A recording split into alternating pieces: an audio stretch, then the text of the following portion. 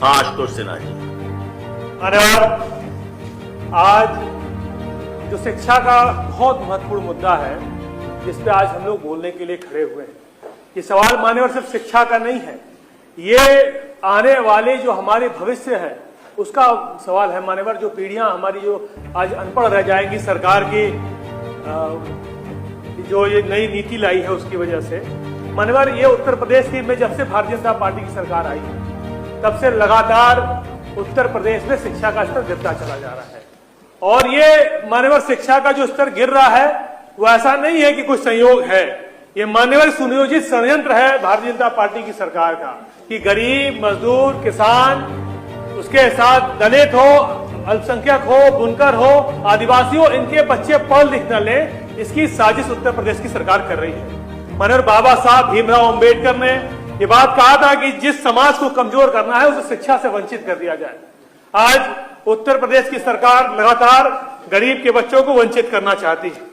मान्यवर, जिस तरह से अभी हमारे सदस्य ने कहा सही बात है, हमारे देश के संविधान के अनुच्छेद 21A में और शिक्षा के अधिकार अधिनियम 2009 RT एक्ट में ये लिखा है कि जिस गांव में 300 की आबादी होगी उसमें 1 किलोमीटर के अंदर आपको विद्यालय बनाना है। और आप सोचिए मान्यवर कि 1 किलोमीटर के अंदर के विद्यालय को बंद करते हुए 4-4, 5-5 किलोमीटर दूर भेजने की साजिश सरकार कर रही है। मान्यवर, इसी एक्ट के सेक्शन 3(1) में लिखा हुआ है कि प्राथमिक विद्यालय निकटतम विद्यालयों में प्राप्त होने का अधिकार देता है। जो निकटतम विद्यालय वहां पर आप शिक्षा का अधिकार आपको मिलता है। और सेक्शन 3(3) में यह लिखा है कि विकलांग जो बच्चे होंगे उनको होम ट्यूशन देने का काम भी सरकार को करना पड़ेगा। लेकिन जहां उत्तर प्रदेश की जो सरकार है मान्यवर, वो लगातार अभी जब लोकसभा चल रही थी फरवरी के महीने में, तो एक प्रश्न के जवाब में वहां उन्होंने कहा कि 2017-18 से लेकर 2023-24 तक 26,040 सरकारी विद्यालय उत्तर प्रदेश के या तो मर्ज हुए या तो बंद हुए। और अभी मान्यवर, अभी 16 जून 2025 को एक प्रशासनिक पत्र के में जिसमें लिखा 10,827 प्राथमिक विद्यालय मर्ज के फलस्वरूप बंद कर दिए गए। मान्यवर, यूडाइस डाटा है, उस डाटा के अनुसार बताना चाहते हैं कि प्राथमिक विद्यालय में 1,52,18,397 बच्चे पढ़ रहे हैं। और इन बच्चों में मान्यवर, क्योंकि सरकार जहां रेशियो की बात कर रही है 1:20 का रेशियो होना चाहिए, वह एक शिक्षक से मान्यवर आज उत्तर प्रदेश में 8,866 विद्यालय ऐसे हैं जहां मात्र एक अध्यापक का पढ़ाने का काम कर रहा है। ऐसे विद्यालयों में 6,11,950 बच्चे नामांकित हैं। और आप मान्यवर, मैं कहना चाहता हूं कि सारी की सारी साजिश इसलिए भी हो रही है कि भर्ती सरकार न करे। भर्ती को रोकने के लिए सुप्रीम कोर्ट के हलफनामे में प्रमुख सचिव का जो हलफनामा है उसमें उन्होंने कहा कि 3,08,316 पद अभी भी रिक्त हैं आज प्राथमिक विद्यालय में। मान्यवर, हम अगर बात करें संविधान के अनुच्छेद 46 की, अनुच्छेद 46 जो नीति निर्देशक तत्वों में का उल्लंघन सरकार कर रही है, जिसमें स्पष्ट कहा गया है कि राज्य का यह प्रयास होगा कि वो शिक्षा और आर्थिक हित में अनुसूचित जाति, अनुसूचित जनजाति, समाज के अन्य कमजोर वर्गों को विशेष सुरक्षा और प्रोत्साहन प्रदान करेगी। लेकिन सरकार जहां एक तरफ चाह रही है कि किस तरह से उत्तर प्रदेश के प्राथमिक विद्यालयों पर ताला लग जाए, गरीब, मजदूर, किसान, बुनकर का बच्चा न पढ़ सके, इस साजिश उत्तर प्रदेश की सरकार कर रही है।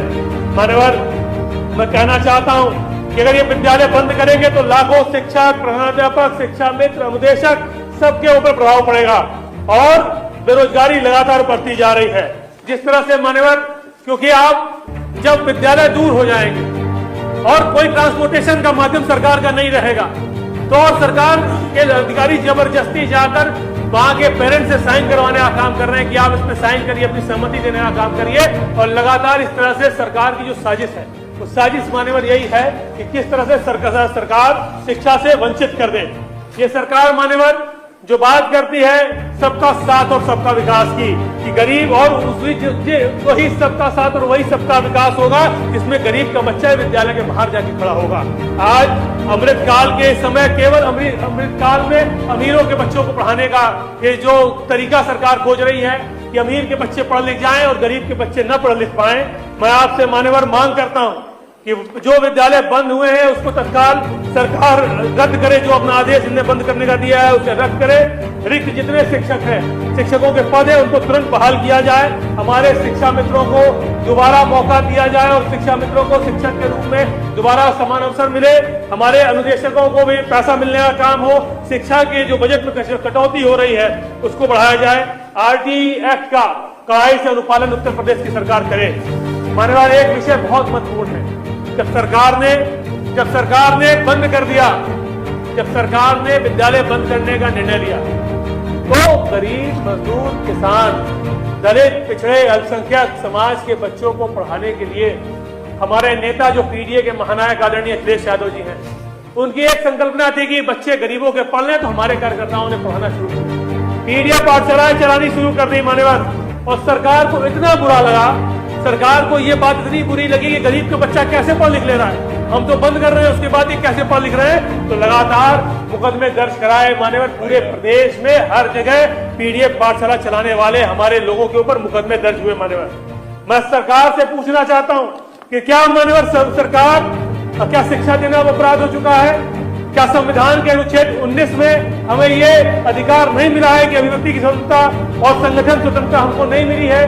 क्या संविधान के 21 में शिक्षा का हम किसी भी बच्चों को पढ़ाने का अधिकार नहीं है? क्या शिक्षा संवर्ती सूची में नहीं आता है? ये मान्यवर उत्तर प्रदेश की सरकार हमें बताने का काम करे। यह कार्रवाई न केवल अलोकतांत्रिक है, बल्कि सरकार के शिक्षा विरोधी चरित्र को उजागर करने वाली है। मान्यवर, बाबा साहब भीमराव अम्बेडकर ने कहा था कि शिक्षा शेरनी का वो दूध है जो जितना पिएगा उतना पहाड़ेगा। तो आज सरकार नहीं चाहती कि गरीब का बच्चा पढ़ ले। हमें याद है मान्यवर, जब हम लोग शासन की राजनीति किया करते थे, भारतीय जनता पार्टी की सरकार उस समय हुआ करती थी, तो एक नारा लगता था कि सस्ती बियर महंगी शिक्षा, बीजेपी की यही है इच्छा।